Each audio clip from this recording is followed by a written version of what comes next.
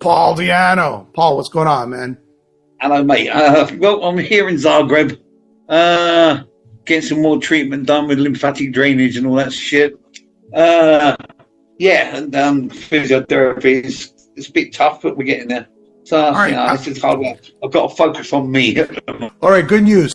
Paul Diano's Warhorse album, the debut, will be released on July 19th on Brave Words Records. Here Comes the Night, the audio single, is now available on all digital platforms. The video will premiere tomorrow on Brave Words website. That's bravewords.com. And on Saturday, the video will be released to the public. The music video for Here Comes the Night. The new album, Paul. Just give everybody a little teaser of what the overall sound, like the musical direction of this album. So, I'm sort of a bit interested to see what people think of it. It's slightly different from what I'd normally do. It's kind of weird. I'm trying to become attached to it, you know what I mean? Because I had so little to do with it, just sang on it. But everyone else seems to be excited about it. Look, I heard it, and I think it's a little bit of the classic sound, a little bit of contemporary sound. It's got a little bit of that 80s sort of Sunset Strip sound in some places. Oh, fucking no, don't say that. If you're going to go around looking like fucking Motley Crue, you got nothing coming. Well, actually, I'm getting one of my things now.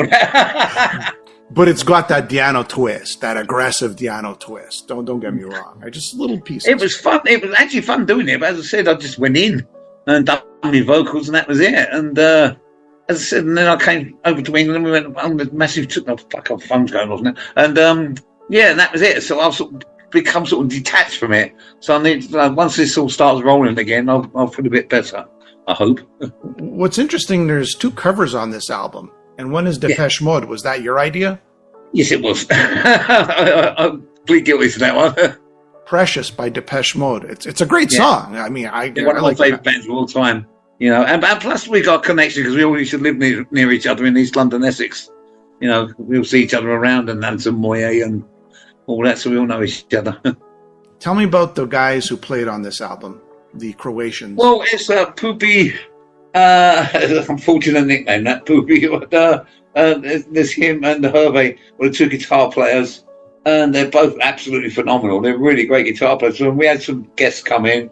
We had Becky Baldwin come in and do a couple of tracks, and Joe Lazarus kind of play drums as well here and there. But as I said, I've been away from all that because I've been on tour, so you know it's a bit weird. As I'm trying to get myself attached to it Well, I mean, it's coming up, and you'll probably get a little more warmed up to it as the release date comes. I actually had to fucking download it myself. I got the EP. I've done it on iTunes. Oh God, can't believe it. How's the autobiography coming along?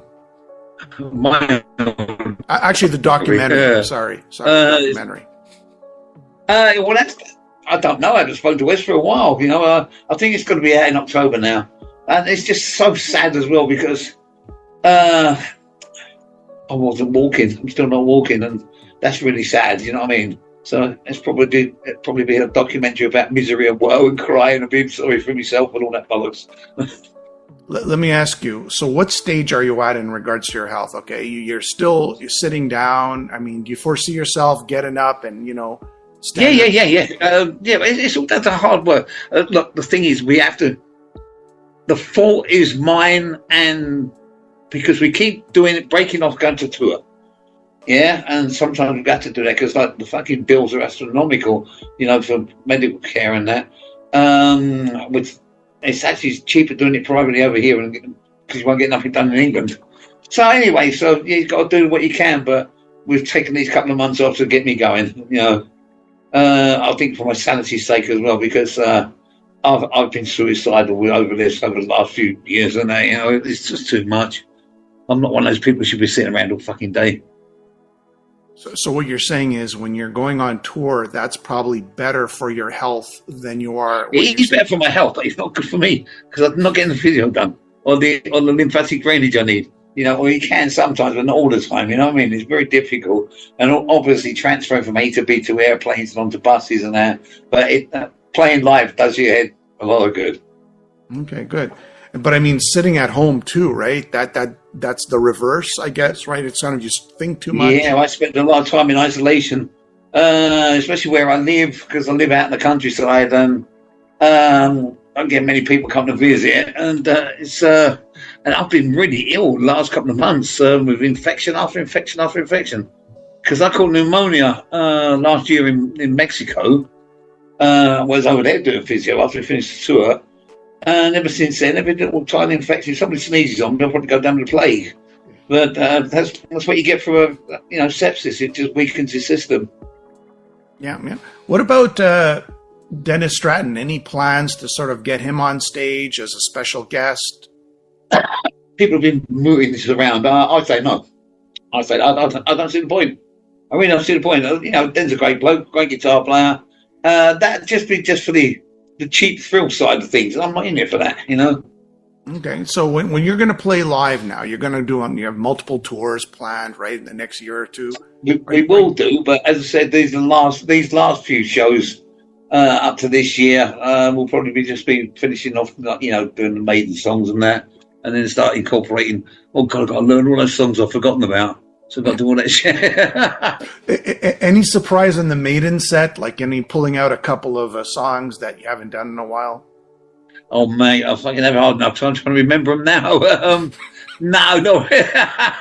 I don't know. I'd have to have a think about that. As I said, my focus at the moment is just on my health at the minute.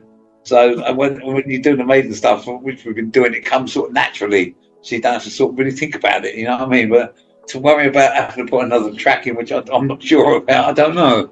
I really don't know. My boys in Norway learnt Prodigal Son, and I can't fucking remember it for the life of me. But, I suppose a little bit of rehearsal wouldn't hurt. Paul, when you sing these Maiden songs, I mean, now you've been singing them for God knows how long, right? Yeah, before Jesus. You're doing these songs. I mean, do you feel like, you still love the songs when you play them, or is there? Yeah, they're classic songs. They're fantastic, obviously. I mean, and plus, we've made history. Nobody sounded like us. And it's great, and it's good to do the honour, because Maiden aren't doing them ones, you know what I mean? And so you get the best of both, Maiden fans. They get me fucking the songs up, and Maiden doing a good job. well, it's exciting. Look, when I listen to the new album, just getting back to this, it sounds like you really haven't gone there before. I mean, there's a little bit of Battle Zone, maybe. There's a little bit of your aggressive vocals there, but I don't think it's very melodic. And at least I listen to it with fresh ears. It sounds very melodic, and you got a melodic voice. I can do when I put my mind to it. Yeah. Apparently, my mum said I'd make a great crooner. I think that's what you call me. I'm not. I think it's crooner. Yeah. You were with KK, correct? You played a few shows with him last time around? Yeah, that was fantastic. That was really good. What was it like reuniting in a way with KK? After seeing that was brilliant, because before we went on stage that night, KK come down into my dressing room, and we just hugged and said hello, and yeah, it was good. It was really good, really fantastic. Because Tim always comes down to see me anyway, but it was awesome. It really sort of perked me up, really perked me up.